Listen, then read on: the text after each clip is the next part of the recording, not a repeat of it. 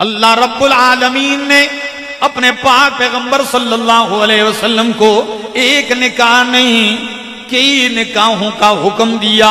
آپ نے جتنے بھی نکاح کیے قربان جاؤں ہر نکاح رب کی مرضی اور منشا کے مطابق کیا ہے. آپ کی پہلی شادی منڈی بہاؤدین والو ذرا میرے پاک پیغمبر کو شوہر کی حیثیت میں دیکھنا. آج میں اپنے پاک پیغمبر امام کائنات کو میں دھولا بنا کے پیش کرنے لگا ہوں. ذرا دھولے کی صورت میں بھی دیکھ لینا. 25 سال کا رانا جوان ہے, حسینوں میں احسن, جمیلوں میں اجمل, کاملوں میں اکمل, اور وہ موتی ہے. صحیح مسلم کے الفاظ ہیں, اللہ کے پاک پیغمبر صلی اللہ علیہ وسلم نے فرمایا ان اللہ اصطفیٰ کنانۃ من ولد اسماعیل.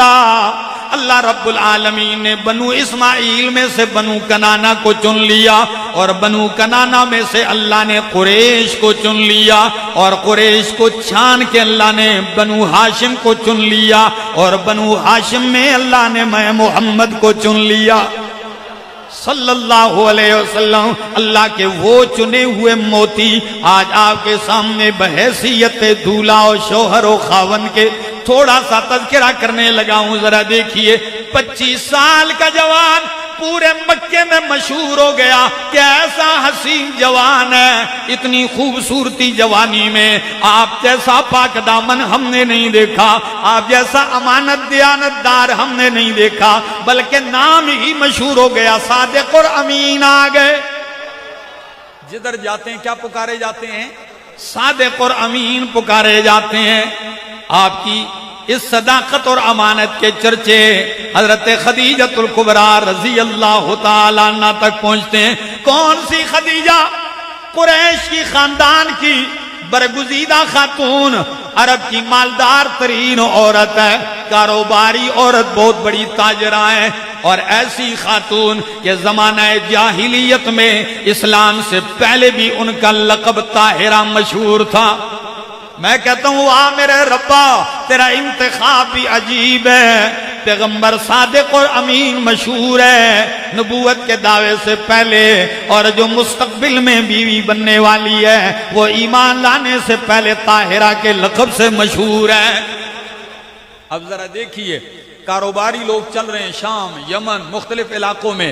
حضرت خدیجہ الکبریٰ کا مال تجارت چل رہا ہے, اور آپ نے مزاربت پہ مال دیا, نفع لوگوں کو دیتی تھی, اور اپنا غلام نبی کریم صلی اللہ علیہ وسلم کے پاس بھیجا, پیغام بھیجا کہ اگر آپ میرے تجارتی پیسے استعمال کریں, میرے کاروباری قافلے میں آپ چلے جائیں, تو میں جتنا باقی تاجروں کو نفع دیتی ہوں آپ کو دگنا دوں گی, آپ کو دگنا دوں گی.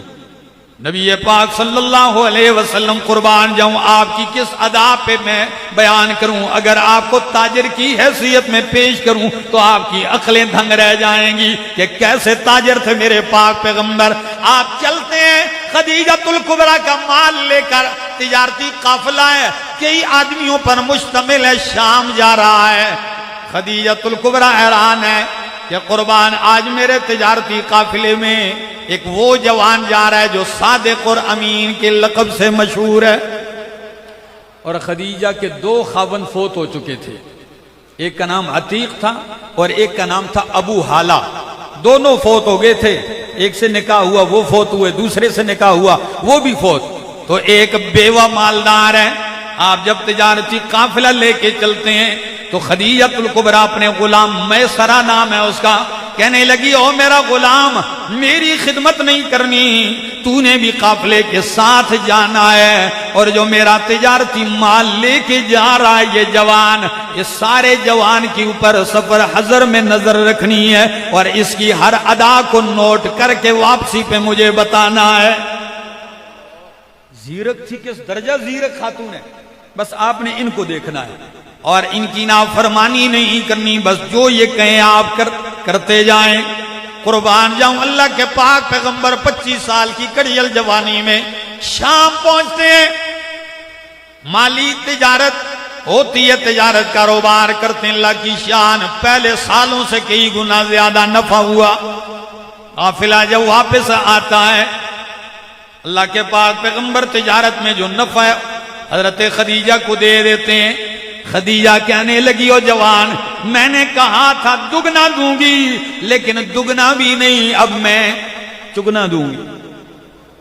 2 گنا اور بڑھا دیا. نبی علیہ السلام تشریف لے اپنے گھر اور خدیجۃ الکبریٰ کہتی ہے میسرہ تیری ڈیوٹی لگائی تھی. کیسے پایا اس جوان کو جس کو صادق اور امین کے نام سے دنیا جانتی ہے؟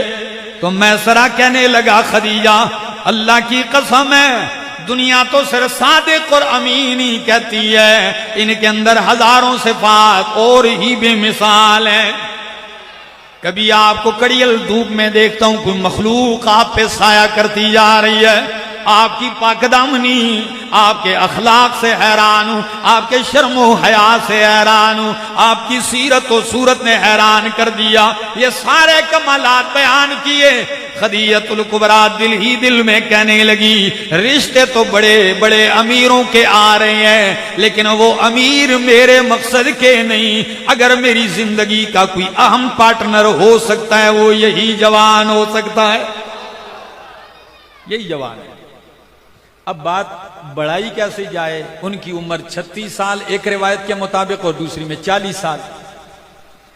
اب کیسے بات کی جائے؟ آپ نے اپنی سہیلی حضرت نفیسہ سے جا کے بات کی. نفیسہ یہ معاملہ ہے رشتے بہت آ رہے ہیں، آپ کی کیا خیال، آپ کا کیا خیال ہے؟ تو نفیسہ کہنے لگی خدیجہ اگر آپ کی چاہت یہ ہے تو باقی آپ بے فکر ہو جائیں، سارے راستے ہموار میں خود کرتی ہوں، بات میں کر لیتی ہوں. کیسے کروں گی؟ مجھ پہ چھوڑ دے. اچھا اب دیکھنا ذرا کتنی ہوش